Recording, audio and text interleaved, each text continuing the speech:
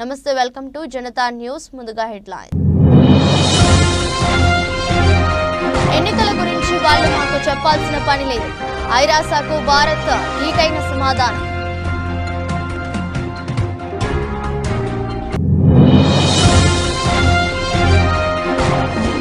Target Rahul Gandhi.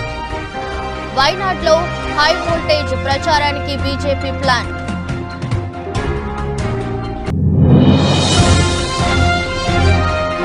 Chandrababu చేసిన ఘోర తప్పిదం ఇదే. సంచలన వ్యాఖ్యలు చేసిన విజయసాయిరెడ్డి.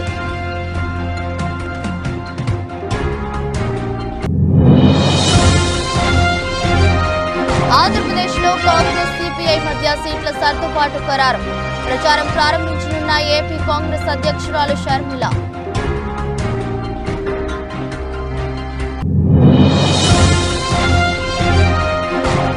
ఉమ్మడి కరీంనగర్ జిల్లా పర్యటించిన కేసీఆర్. రైతులను అడిగి వివరాలు తెలుసుకోనున్న BRS boss.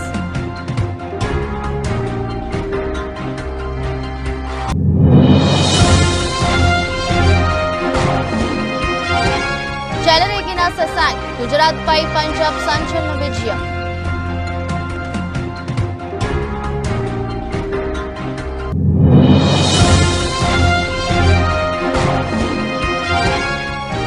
Rashmika birthday gift. Pushpa 2 నుంచి శ్రీలీల లుక్ రిలీజ్ చేసిన మూవీ టీమ్.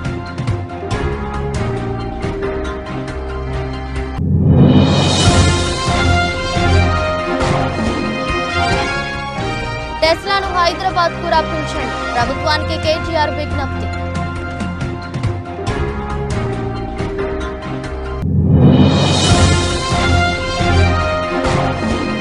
నష్టాల్లో స్టాక్ మార్కెట్లు. ఐటీ స్టాకుల్లో ఒత్తిడి.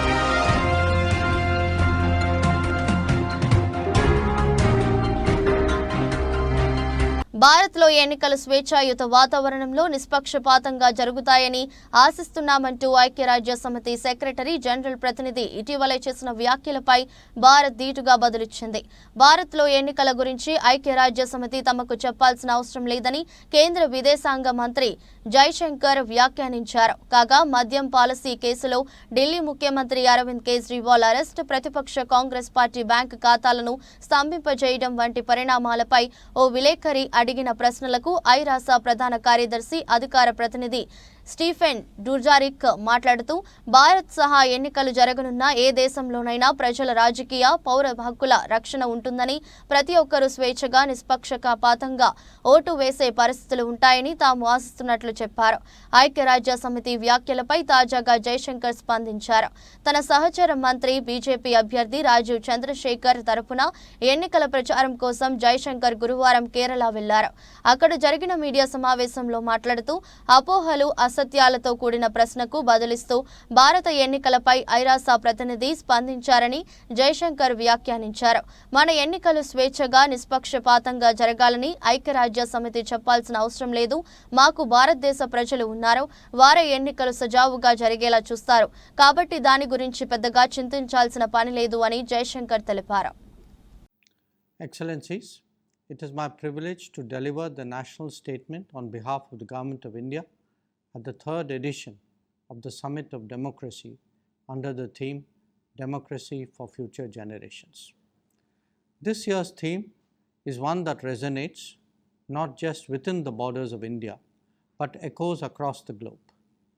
Ladies and gentlemen, India's ancient civilization, marked by profound philosophical traditions and a deep respect for individual freedoms, laid the groundwork for the democratic ideals that we cherish today. In the hallowed verses of our ancient text, we find echoes of democratic principles that advocated for participatory governance, for protection of individual rights, and the welfare of the entire society. Fast forward to the post-independence era.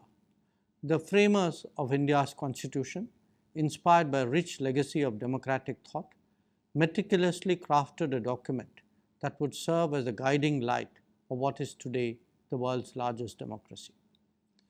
The Indian Constitution, a beacon of pluralism. Rahul గాంధీని target చేసింది BJP. కేరళలోని వైనాడ్ నుంచి పోటీ చేస్తున్న రాహుల్ పై శస్త్రాలు ఉపయోగించేందుకు ready అయింది. గత ఎన్నికల్లో ఆమెది వైనాడ్ నుంచి పోటీ చేసి వైనాడ్లో మాత్రమే గెలిచారు రాహుల్. దీంతో ఈసారి ఆమెదిని వదిలేసి వైనాడ్ బరిలో మాత్రమే ఉన్నారాయన. వైనాడ్లో రాహుల్కు పోటీగా కేరళ బీజేపీ రాష్ట్ర అధ్యక్షుడు సురేంద్రన్ను బరిలోకి దిగడంతో ఎన్నికల పోరు ఆసక్తికరంగా మారింది. రెండో దశ ఎన్నికల్లో భాగంగా ఏప్రిల్ 26న కేరళలో వైనాడ్ స్థానానికి పోలింగ్ జరగనుంది. కాంగ్రెస్ అగ్రనేత రాహుల్ గాంధీ నామినేషన్ వేసిన 24 గంటల తర్వాత బీజేపీ అభ్యర్థి సురేంద్రన్ నామినేషన్ వేశారు. కాంగ్రెస్ తరపున రాహుల్ గాంధీ, సిపిఐ అభ్యర్థిగా డి రాజా భార్య అన్ని రాజా పోటీ చేస్తున్నారు. బీజేపీ తరపున రాష్ట్ర అధ్యక్షుడు కె సురేంద్రన్ను అభ్యర్థిగా బరిలోకి దిగారు. రాహుల్ గాంధీ ఇప్పటికే వైనాడ్ నుంచి నామినేషన్ వేశారు. మరోవైపు బీజేపీ అభ్యర్థి సురేంద్రన్ కూడా అట్టహాసంగా ర్యాలీ నిర్వహించి నామినేషన్ వేశారు. సురేంద్రన్ నామినేషన్ ర్యాలీకి కేంద్ర మంత్రి స్మృతి ఇరానీ హాజరయ్యారు.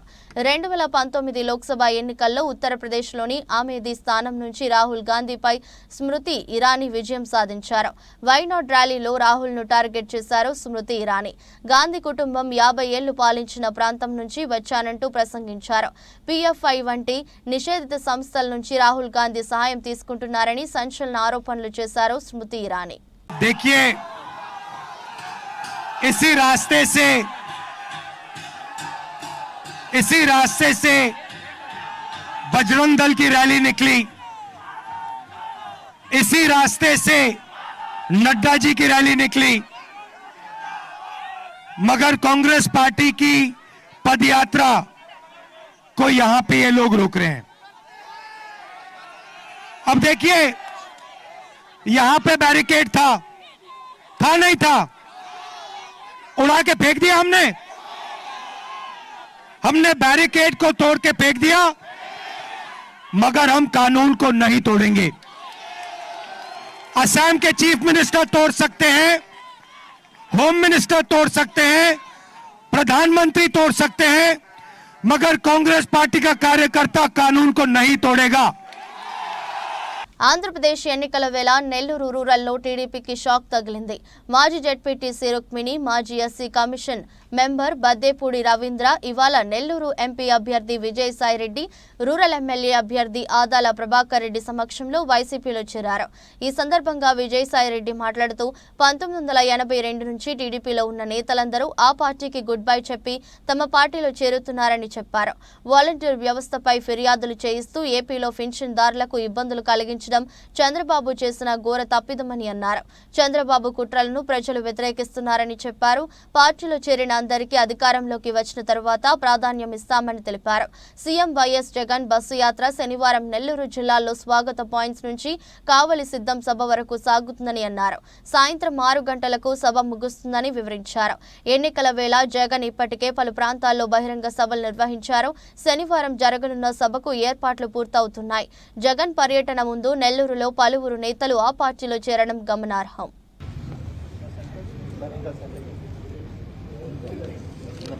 పాత్రికేయ మిత్రులందరికీ హృదయపూర్వక నమస్కారం. ఈరోజు ఆదాల ప్రభాకర్ రెడ్డి అన్న ఆధ్వర్యంలో బద్దేపూడి రవి గారు, ఆయన సతీమణి వైఎస్ఆర్ కాంగ్రెస్ పార్టీలో చేరడం చాలా చాలా సంతోషంగా ఉంది. ఎన్టీ రామారావు గారు పార్టీ స్థాపించినప్పటి నుంచి 1982లో ఆ పార్టీలో నుంచి ఇప్పటి వరకు పనిచేస్తూ ఈరోజు వైఎస్ఆర్ కాంగ్రెస్ పార్టీలో చేరడం అంటే దీన్ని బట్టి మీరు అర్థం చేసుకోవచ్చు. వైఎస్ఆర్ కాంగ్రెస్ పార్టీ జగన్మోహన్ రెడ్డి గారి జన ప్రభంజనం ఎలా ఉంది, ఎలా సంక్షేమ పథకాల పట్ల కానీ అభివృద్ధి పథకాల పట్ల కానీ ప్రజలందరూ కూడా, నాయకులందరూ కూడా ఈరోజు బీఆర్ఎస్ అధినేత కేసీఆర్ ఉమ్మడి కరీంనగర్ జిల్లా పర్యటనకు బయలుదేరారు. కేసీఆర్ వెంట బీఆర్ఎస్ నాయకులు, రైతులు భారీగా తరలి వెళ్లారు. ఎర్రవల్లిలోని తన వ్యవసాయ క్షేత్రం నుంచి కేసీఆర్ రోడ్డు మార్గాన కరీంనగర్ జిల్లాకు చేరుకుని అక్కడ ఎండిపోయిన పంటలను పరిశీలించి రైతులకు భరోసా ఇవ్వనున్నారు.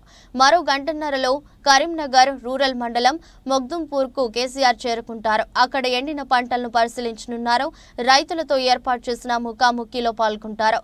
మధ్యాహ్నం 1 గంటకు కరీంనగర్ నగర్లోని ఎమ్మెల్యే గంగుల కమలాకర్ నివాసంలో భోజనం చేస్తారు. 2 గంటలకు రాజన్న సిరిసిల్ల జిల్లా బోయిన్పల్లిలో ఎండిన పంటలను పరిశీలిస్తారు. తర్వాత 3 గంటలకు శబాష్పల్లి వంతెనపైకి చేరుకుని మధ్య మానేరును పరిశీలిస్తారు. సాయంత్రం 4 గంటలకు సిరిసిల్లలోని తెలంగాణ భవన్ కు చేరుకుని మీడియాతో మాట్లాడతారు. 5 గంటలకు తిరుగు ప్రయాణమై ఎర్రవల్లిలోని వ్యవసాయ క్షేత్రానికి చేరుకుంటారు. ఇండియన్ ప్రీమియర్ లీగ్ భాగంగా అహ్మదాబాద్లోని నరేంద్ర మోదీ స్టేడియంలో గురువారం ఇక్కడ గుజరాత్ టైటాన్స్ లో జరిగిన మ్యాచ్లో పంజాబ్ సూపర్ కింగ్స్ ఒక బంతి మిగిలి ఉండగానే 3 వికెట్ల తేడాతో విజయం సాధించింది. గుజరాత్ నిర్దేశించిన 200 పరుగుల లక్ష్యాన్ని ఛేదించేందుకు బరిలోకి దిగిన పంజాబ్ ఆటగాళ్లలో శశాంక్ సింగ్ 61, 29 బంతుల్లో 6 ఫోర్లు 4 సిక్స్లతో అజేయంగా నిలిచి జట్టుకు విజయాన్ని అందించాడు. ఫలితంగా గుజరాత్ పై పంజాబ్ 19.5 ఓవర్లలో 7 వికెట్ల నష్టానికి 200 పరుగులతో గెలుపొందింది. మిగతా పంజాబ్ ఆటగాళ్లలో ప్రభసిమ్రాన్ సింగ్, జానీ బేర్స్టో, అశుతోష్ శర్మ పరుగులతో రాణించగా జితేష్ శర్మ, సికందర్ రాజా, శిఖర్ ధావన్, సామ్ కరణ్, హరప్రీత్ బరార్ పేలవ ప్రదర్శనతో ఒకరి తర్వాత మరొకరు పెవిలియన్ చేరారు. గుజరాత్ బౌలర్లలో నూర్ అహ్మద్ 2 వికెట్లు తీయగా అజ్మతుల్లా, ఒమర్ జాయ్, ఉమేష్ యాదవ్, రషీద్ ఖాన్, మోహిత్ శర్మ, దర్శన్ నల్కండే తలో వికెట్ తీసుకున్నారు. పంజాబ్ జట్టు విజయంలో కీలక పాత్ర పోషించిన శశాంక్ సింగ్ కు player of the match award దక్కింది. అల్లు అర్జున్, రష్మిక మందన్న హీరోయిన్స్ గా నటిస్తున్న చిత్రం పుష్ప 2 సుకుమార్ డైరెక్ట్ చేస్తున్న ఈ చిత్రం శరవేగంగా చిత్రీకరణ జరుపుకుంటుంది. మొదటి పార్ట్ కి వచ్చిన హైప్ ని దృష్టిలో పెట్టుకుని సుకుమార్ ఈ చిత్రాన్ని చాలా భారీగా తెరకెక్కిస్తున్నారు. కాగా నేడు రష్మిక పుట్టినరోజు కావడంతో ఈ మూవీలో శ్రీవల్లి ఫస్ట్ లుక్ పోస్టర్ ని ఆడియన్స్ ముందుకు తీసుకువచ్చారు. పుష్ప 1 సమయంలో రిలీజ్ చేసిన ఫస్ట్ లుక్ లో రష్మిక చాలా సింపుల్ గా పల్లెటూరి అమ్మాయిలా కనిపించారు. ఇక ఈ సెకండ్ పార్ట్ నుంచి రిలీజ్ చేసిన ఫస్ట్ లుక్ లో పట్టు చీర, ఒంటి నిండా నగలు, కాటుక కళ్ళతో పవర్ఫుల్ లేడీగా కనిపిస్తున్నారు. ఈ సెకండ్ పార్ట్ లో శ్రీవల్లి పాత్ర కూడా పుష్పలా పవర్ఫుల్ గా ఉంటుందని రష్మిక గతంలోనే చెప్పారు. ఇప్పుడు ఈ పోస్టర్ చూస్తుంటే అది నిజమే అనిపిస్తుంది. ఎలక్ట్రిక్ కార్ల తయారీలో ప్రపంచ దిగ్గజ కంపెనీ టెస్లాను తెలంగాణకు రప్పించేందుకు రాష్ట్ర ప్రభుత్వం కృషి చేయాలని బీఆర్ఎస్ వర్కింగ్ ప్రెసిడెంట్ కె తారక రామారావు ప్రభుత్వానికి విజ్ఞప్తి చేశారు. టెస్లా బృందాన్ని ఆహ్వానించి ఇక్కడి ప్రగతిశీల పారిశ్రామిక విధానాలపై వారికి అవగాహన కల్పించాలని ఎక్స్ వేదికగా సూచించారు. టెస్లా కంపెనీ భారత్లో 2 నుంచి $3 బిలియన్ పెట్టుబడితో ఎలక్ట్రిక్ కార్ల తయారీ ప్లాంట్ను నెలకొల్పేందుకు ముందుకొచ్చిందని, ఇందుకు దేశంలో సరైన ప్రాంతాన్ని అన్వేషిస్తుందని పేర్కొన్నారు. ఈ నేపథ్యంలో టెస్లాను హైదరాబాద్కు తెచ్చేందుకు ప్రభుత్వం కృషి చేయాలన్నారు. గత కేసీఆర్ ప్రభుత్వం ప్రవేశపెట్టిన పారిశ్రామిక అనుకూల విధానాలతో పెద్ద ఎత్తున దిగ్గజ కంపెనీలు రాష్ట్రంలో ఏర్పాటయ్యాయని గుర్తు చేశారు. ఎలక్ట్రిక్ కార్ల పరిశ్రమ ఏర్పాటుకు రాష్ట్రంలో తగిన ఎకోసిస్టమ్ ఉన్నదని పేర్కొన్నారు. అమర్ రాజా కంపెనీ మహబూబ్ నగర్ జిల్లాలో భారీ స్థాయిలో బ్యాటరీల తయారీ పరిశ్రమను ఏర్పాటు చేస్తుందని, మహీంద్రా అండ్ మహీంద్రా కంపెనీ ట్రాక్టర్లు, కమర్షియల్ వాహనాల తయారీ పరిశ్రమను జహీరాబాద్ నిర్వహిస్తుందని, అదే ప్రాంతంలో హ్యుందాయ్ కంపెనీ 1,400 కోట్ల పెట్టుబడితో టెస్టింగ్ ట్రాక్ ను ఏర్పాటు చేస్తుందని వివరించారు. ఈ నేపథ్యంలో టెస్లా వంటి కంపెనీ రాకతో రాష్ట్రంలో ఆటోమొబైల్ రంగానికి, ముఖ్యంగా ఎలక్ట్రిక్ వాహనాల తయారీకి మరింత అనుకూల వాతావరణం ఏర్పడుతుందన్న ఆశాభావాన్ని వ్యక్తం చేశారు. స్టాక్ మార్కెట్లు నష్టాల్లో కొనసాగుతున్నాయి. ఉదయం 10 గంటల 15 నిమిషాలకు బీఎస్ఈ సెన్సెక్స్ 146 పాయింట్లు నష్టపోయి 74,081 వద్ద కొనసాగుతుంది. ఎన్ఎస్ఈ నిఫ్టీ 41 పాయింట్లు నష్టపోయి 22,473 వద్ద ట్రేడ్ అవుతుంది. బీఎస్ఈ 30 ఇండెక్స్ లో HDFC Bank, M&M, Kotak Mahindra Bank, Sun Pharma, Bajaj Finserv, Nestle India, Hindustan Unilever, SBIN, ఈటీసీ, ఐటీసీ, టైటాన్ లాభాల్లో కొనసాగుతున్నాయి. NTPC, HCL Tech, TCS, Power Grid, Asian Paints, Reliance, Infosys, Tata Motors, Bharatiya Airtel, Wipro, Maruti, ICICI Bank, Tech Mahindra, IndusInd, Bajaj Finance, Tata Steel, UltraTech Cement, JSW Steel, Axis Bank, L&T నష్టాల్లో trade అవుతున్నాయి. శిక్షణ అకాడమీని setup చేయడానికి అఫోర్జా cloud మరియు మొబైల్ సొల్యూషన్స్ కంపెనీతో ఎల్టీఐ మైండ్ ట్రీ వ్యూహాత్మక భాగస్వామ్యంపై సంతకం చేసింది. శుక్రవారం ఆర్బీఐ మానిటరీ పాలసీ సమావేశం నిర్ణయాలు వెల్లడించారు. రేపో రేటును యథాతథంగా ఉంచుతూ ఆర్బీఐ నిర్ణయం తీసుకుంది. మార్కెట్ అంచనా వేసినట్లుగానే ఆర్బీఐ నిర్ణయం తీసుకుంది. ఆహార ద్రవ్యోల్బణం గణనీయమైన స్థిరతను చూపుతూనే ఉందని ఆర్బీఐ తెలిపింది. గ్లోబల్ డే 2 జీడీపీ నిష్పత్తి ఎక్కువగా ఉందని శక్తికాంత దాస్ తెలిపారు. సార్వత్రిక ఎన్నికల్లో విశాఖ వైఎస్ఆర్సీపీ పార్లమెంట్ అభ్యర్థిగా పోటీ చేస్తున్న శ్రీమతి బొత్స ఝాన్సీ ప్రచారంలో దూసుకుపోతున్నారు. అడుగడుగునా ప్రజలు బ్రహ్మరథం పడుతున్నారు. విశాఖ సమస్యలపై పూర్తి అవగాహన ఉందని, స్థానికరాలైన నన్ను గెలిపిస్తే విశాఖ ఉక్కు రైల్వే జోన్ వంటి సమస్యలను పరిష్కరిస్తానని హామీ ఇస్తున్న బొత్స ఝాన్సీతో మా ప్రతినిధి ఫేస్ టు ఫేస్. అనకాపల్లి జిల్లా మాడుగుల నియోజకవర్గం ఉమ్మడి తెలుగుదేశం పార్టీ అభ్యర్థి పైలా ప్రసాదరావు మాట్లాడుతూ 3 పార్టీల BJP, Jana Sena, Telugu Desam elections incharge, మండల పార్టీ ప్రెసిడెంట్ పాల్గొన్నారు. జగన్ పరిపాలించే సభని కౌరవ సభతో పోల్చిన ప్రసాదరావు ఎందుకు 3 పార్టీలు కలిసి పనిచేస్తున్నాయో తెలుసా? ఒక అరాచకమైన ప్రభుత్వంపై పోరాడడానికి ఎంత అవసరమైనదో మీకు తెలుసు. 1వ తారీఖు జీవితం రాక, 1వ తారీఖున పెన్షన్ రాక, రిటైర్మెంట్ పెన్షన్ రాక తీవ్ర ఇబ్బంది పడుతున్నారు. ఎంతో ఇబ్బంది పడి అంగన్వాడీ కార్యకర్తలకు జీతాలు రాక రోడ్డు ఎక్కిన పరిస్థితి. అలాగే నిత్యావసర వస్తువుల ధరలు, కరెంటు బిల్లులు, గ్యాస్, పెట్రోల్, డీజిలు ఇలా చెప్పుకుంటూ పోతే జగన్ అరాచకాలకి హద్దులు లేవు.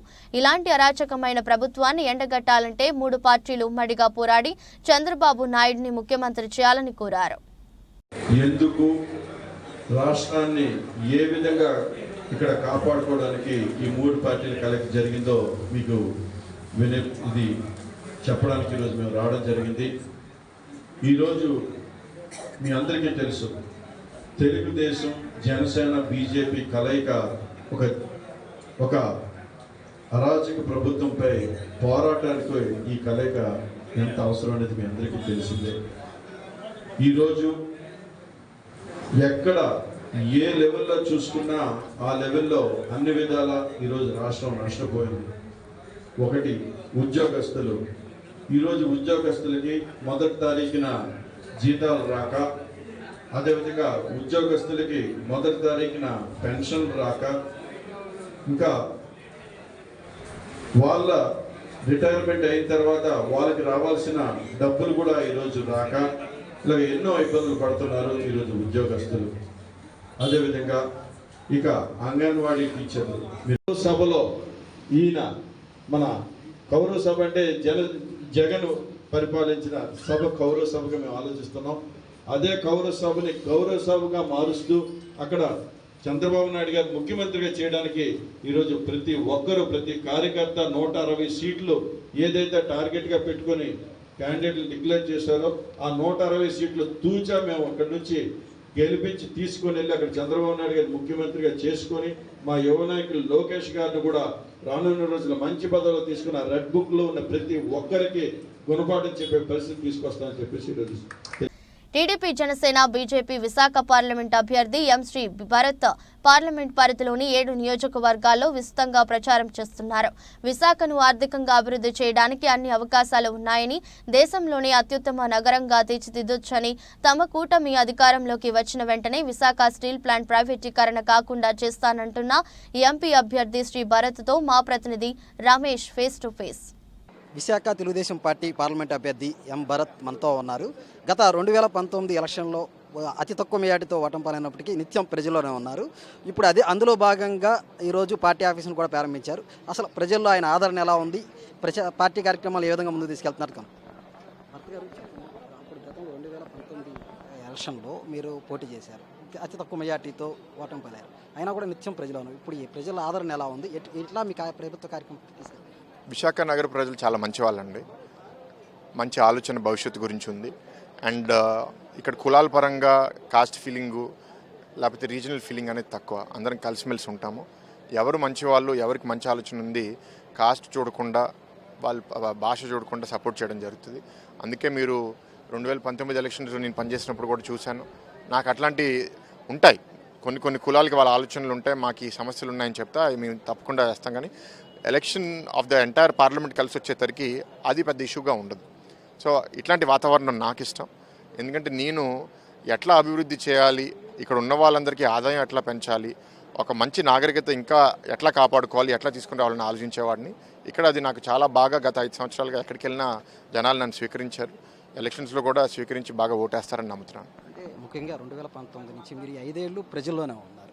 అంటే ప్రజలు ఎటువంటి సమస్యలు గుర్తించారు, ఈ 5 ఏళ్లలో ఎలా ఉంది ప్రభుత్వ పరిపాలన అని మీరు గమనించారు? విభజన అయిన తర్వాత రాష్ట్రానికి చాలా అన్యాయాలు జరిగినాయండి. 2014 నుంచి 19 మధ్యలో మేము కొన్ని తీసుకుని రాగలిగాము. అప్పుడు కొన్ని తీసుకుని రాలేని పరిస్థితుల్లో అప్పుడు ఎన్డీఏ నుంచి బయటకు వెళ్ళడం జరిగింది. మమ్మల్ని ఓడించి వీళ్ళకి 25 ఎంపీలు ఇస్తే మెడల్ వంచి తీసుకొస్తా అన్నారు. మెడల్ వంచి కాదు, వీళ్ళు మెడల్ వంచి అందరికీ నమస్కారం చేస్తున్నారే తప్ప ఏమీ చేయట్లేదు. బీజేపీ ఇచ్చిన ప్రతి బిల్ మీద రాజ్యసభలో 1 సైడెడ్గా ఓటేస్తున్నారు. అది కాదనట్లేదు. మీరు ఆ ఓటేసినప్పుడు తిరిగి రాష్ట్రానికి ఏదో తీసుకుని రావాలి కదా. ఏం తీసుకొచ్చారంటే ఒకటి చూపించుకోలేకపోతున్నారు. అది బాధాకరం. తప్పకుండా మేము ఇవాళ కూటమిలో కలవడానికి కారణం ఏంటి అంటే అప్పుల పాలు అయిపోయిన రాష్ట్రాన్ని కాపాడుకోవాలి, కేంద్రం నుంచి నిధులు తీసుకుని రావాలి. ఆ విధంగా మేము పనిచేసి తీసుకొస్తాం. ఇప్పుడు కూటమిలో చూసుకుంటే ఇప్పుడు కూటమి అభ్యర్థుల విషయంలో చూసుకుంటే ముఖ్యంగా మీ 7 నియోజకవర్గాలు ఏవైతే ఉన్నాయో అంటే కొంచెం చిన్న చిన్న అసంతృప్తులు ఉన్నాయి సీట్ల టైంలో. దాన్ని ఏ విధంగా మీరు సమన్వయం చేసుకున్నారు? కుటుంబంలో ఇలా కలిసినప్పుడు సమస్యలు అనేది సహజం అండి. తప్పకుండా మేము అందరినీ కలుపుకొని ముందుకెళ్తాము. అందరూ మా కుటుంబ సభ్యులే. We don't see an issue. Thank you. అంటే భర్త గారు చూసుకుంటే అనకాపల్లి జిల్లా చోడవరం నియోజకవర్గం చోడవరం ఎమ్మెల్యే ఆగడాలు వ్యాపారస్తులకి అండగా నిలుస్తానని అనకాపల్లి ఎంపీ అభ్యర్థి సీఎం రమేష్ అన్నారు. అనకాపల్లి జిల్లా చోడవరం బుచ్చిబాబు ట్రేడర్స్ కజారియా టైల్స్ షాపులో జీఎస్టీ అధికారులు సోదాలు నిర్వహించారు. టైల్స్ షాపు బుచ్చిబాబు సపోర్టుగా ఎంపీ అభ్యర్థి సీఎం రమేష్, ఎమ్మెల్యే అభ్యర్థి కేఎస్ఎన్ఎస్ రాజు మద్దతుగా కార్యకర్తలతో నిలిచారు. గత ఎలక్షన్లలో ₹1 కోటి ధర్మశ్రీకి ఇచ్చాం, ఇప్పుడు 4 రోజులుగా డబ్బులు ఇమ్మని వేధిస్తున్నాడు, ఇవ్వము అన్నందుకే ఈ వేధింపులు అని బాధితుడు వాపోయాడు. స్థానిక ఎమ్మెల్యే ధర్మశ్రీ డౌన్ డౌన్ అంటూ నినాదాలు చేశారు. అధికారులు దౌర్జన్యం నశించాలంటూ కార్యకర్తలు నినాదాలతో హోరెత్తిస్తున్నారు.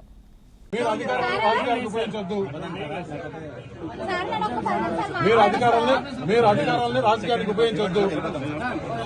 మీరు అధికారాలను రాజకీయానికి ఉపయోగించొద్దు చెప్తారా? మేము ఎప్పుడు ఇట్లా దుర్వినియోగం చేయాలా? ఎప్పుడు చేసుకుని దాఖలా చెప్పు.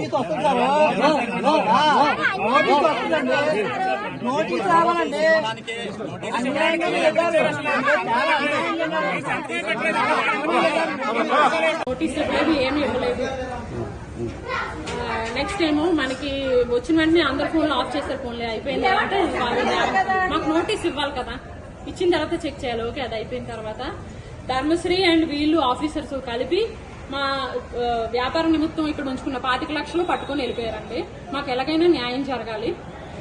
న్యాయంగా 200 మంది 300 మందికి ఇక్కడ మనం ఉపాధి కల్పిస్తున్నాం, న్యాయంగా వ్యాపారం చేసుకుంటున్నాం, వ్యవసాయం చేసుకుని ఇక్కడ వరకు వచ్చాము.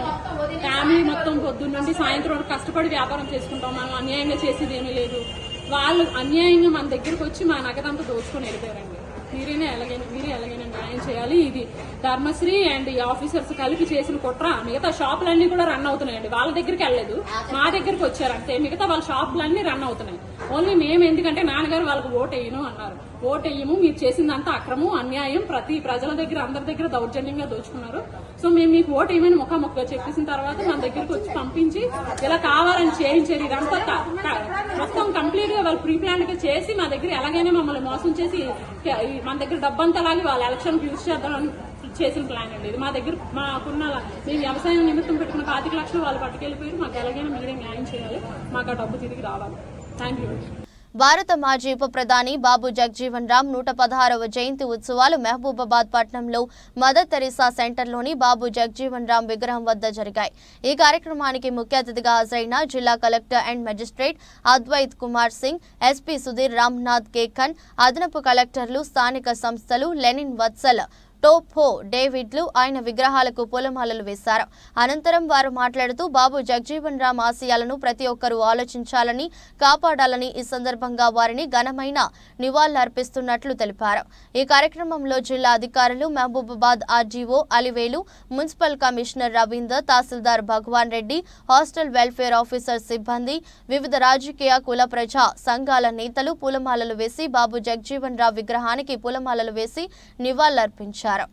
బలవంతమైన వర్గాన్ని, చైతన్యవంతమైన వర్గాలు మొత్తం కూడా వెనకకు నెట్టివేసిన అగ్రకుల అహంకారం మాటలు తప్ప మనం ఎన్నడూ కూడా బలహీనం అని చెప్పి బలహీన వర్గాలం అని చెప్పి చెప్పుకోవడం మాత్రం తప్పు. ఎందుకంటే ఈరోజు 100% ఈ దేశంలో మనమేమున్నాం. దామాషా పద్ధతి ప్రకారం మన అధికారాన్ని మన రాజ్యాన్ని మనం అడగవలసిన అవసరం ఉన్నది.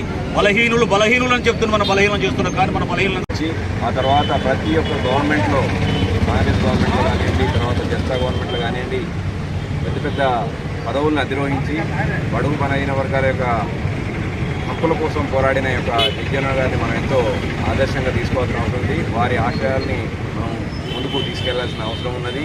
ఎందుకంటే ఆ రోజుల్లో ఎంతో పీడనకు గురైన ఈ యొక్క బడుగు బలహీన వర్గాలకు ఒక ఆశాజ్యోతిగా ఒక కంటిన్యూగా, అది కూడా ఒక మధ్యలో లేకుండా కాకుండా మొత్తం ఆయన జీవిత చరమాంకం వరకు కూడా ప్రజాసేవలో అత్యున్నత ఎంతో గర్వకారణంగా నిలిచిపోయాయి. కాబట్టి అలాగే వారి కుమార్తె తెలంగాణ రాజ్యం, తెలంగాణ ఉద్యమంలో ఉవ్వెత్తున పోరాటం జరుగుతూ ఉంటే పార్లమెంట్లో ఆమె స్పీకర్గా ఉండి తెలంగాణ బిల్లుని పాస్ చేసిన ఘనత జగ్జీవన్ రామ్ కుటుంబానికి వాళ్ళకే చెందుద్దని మనస్ఫూర్తిగా కోరుకుంటూ వారి పుట్టినరోజు సందర్భంగా మహబూబాబాద్ జిల్లా ప్రజలందరికీ శుభాకాంక్షలు తెలియజేస్తా ఉన్నాం. బలహీన వర్గాల్లో పుట్టి ఉన్నతమైన విద్యను అభ్యసించి మరి ఎస్సీల కొరకు, మరి అదేవిధంగా బడుగు బలహీన వర్గాల కొరకు వినలేని సేవలు చేసి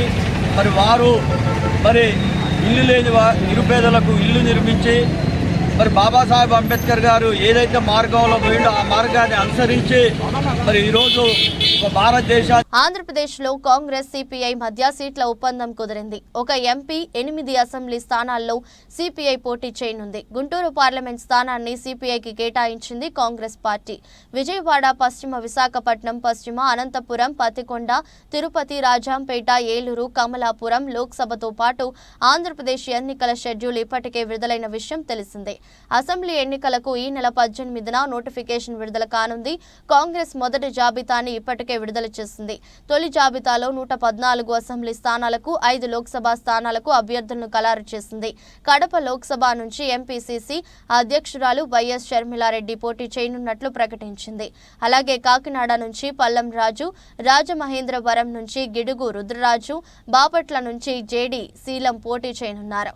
కర్నూలు నుంచి రామ్ పుల్లయ్య యాదవ్ పోటీ చేస్తారు. ఏపీలో ఓటింగ్ మే 13న ఉంటుంది. ఎన్నికల ఫలితాలు జూన్ 4న విడుదలవుతాయి. ఇవన్నీ ఒక ఎత్తు అయితే ఈరోజు రాజశేఖర రెడ్డి బిడ్డ కడప పార్లమెంటుకు పోటీ చేయడానికి కారణం అదే జగన్మోహన్ రెడ్డి గారు. ఎవరైతే రాజశేఖర రెడ్డి గారి తమ్ముడు వివేకానంద రెడ్డి గారిని హత్య చేశారో, మళ్లీ ఆ హత్య చేసిన వాళ్ళకే జగన్మోహన్ రెడ్డి గారు మళ్లీ ఎంపీ టికెట్, ఈరోజు కడప పార్లమెంట్ సీటు మళ్లీ వాళ్ళకే ఇచ్చారు జగనన్న గారు. అంటే ఇక అహంకారం కాకపోతే దీన్ని ఏమనుకోవాలి? అధికారం ఇచ్చింది ఎందుకు? అధికారం ఇచ్చింది జగనన్న గారికి స్పెషల్ స్టేటస్ తీసుకొస్తారు. ఓట్లేసింది ఎందుకు? పోలవరం ప్రాజెక్టు కడతారని. ముఖ్యమంత్రిని చేసింది ఎందుకు? రాజధాని కడతారని. కానీ ఆ అధికారాన్ని, ఆ పదవిని ఈ రోజు జగనన్న గారు హంతకులను కాపాడటం కోసం వాడుతున్నారు. అంటే ఇది దురదృష్టం కాకపోతే ఇంకా ఏమిటి? ఇది దుర్మార్గం కాకపోతే ఇంకా ఏమిటి? ఈ రోజు రాజశేఖర రెడ్డి బిడ్డను నేను ఈ అన్యాయాన్ని అడ్డుకోవడానికే ఈ రోజు రాజశేఖర రెడ్డి బిడ్డ కడప ఎంపీగా పోటీ చేస్తుంది కాంగ్రెస్ పార్టీ తరఫున. మళ్లీ హంతకులు గెలవకూడదని, మళ్లీ హంతకులకు చట్ట సభలకు వెళ్లకూడదని రాజశేఖర రెడ్డి బిడ్డ ఈ నిర్ణయం తీసుకుంది. ఒకవైపు నేను రాజశేఖర రెడ్డి బిడ్డనున్నాను, ఇంకోవైపు రాజశేఖర రెడ్డి తమ్ముడు వివేకానంద రెడ్డిని హత్య చేసిన అవినాష్ రెడ్డి ఉన్నారు. ఎవరిని ఎంచుకుంటారో నిర్ణయం మీ చేతుల్లోనే ఉంది. ఒకవైపు న్యాయం కోసం నిలబడ్డ నేనున్నాను, ఇంకోవైపు అధికారాన్ని వాడుకుంటున్న అవినాష్ రెడ్డి ఉన్నాడు. వార్తలు ముగించే ముందు మరోసారి హెడ్లైన్. ఎన్నికల గురించి వాళ్ళు మాకు చెప్పాల్సిన పని లేదు. ఐరాసాకు భారత్ ధీటైన సమాధానం.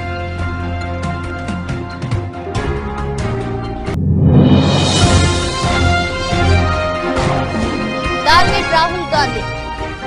వైనాడ్లో హై వోల్టేజ్ ప్రచారానికి బీజేపీ ప్లాన్.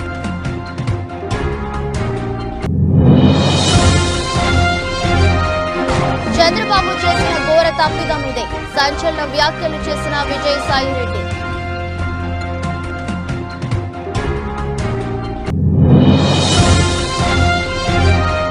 ఆంధ్రప్రదేశ్లో కాంగ్రెస్ సిపిఐ మధ్య సీట్ల సర్దుబాటు ఖరారు.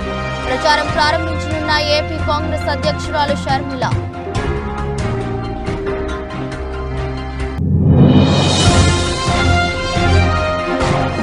ఉమ్మడి కరీంనగర్ జిల్లా పర్యటించిన కేసీఆర్.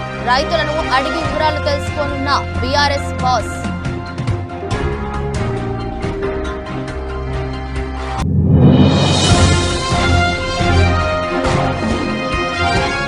చెలరేగిన శశాంక్. గుజరాత్ పై పంజాబ్ సంచలన విజయం.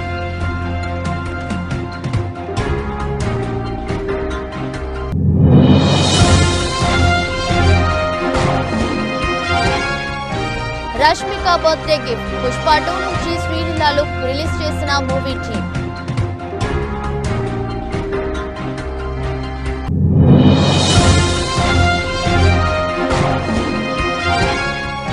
టెస్లాను హైదరాబాద్ కు రప్పించండి. ప్రభుత్వానికి కేటీఆర్ విజ్ఞప్తి.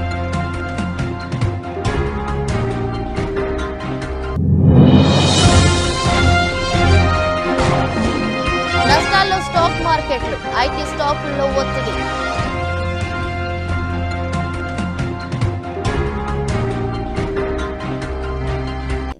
ఇది రోజు బులెటిన్. మరో బులెటిన్లో మళ్ళీ కలుద్దాం. అంతవరకు సెలవు. నమస్కారం.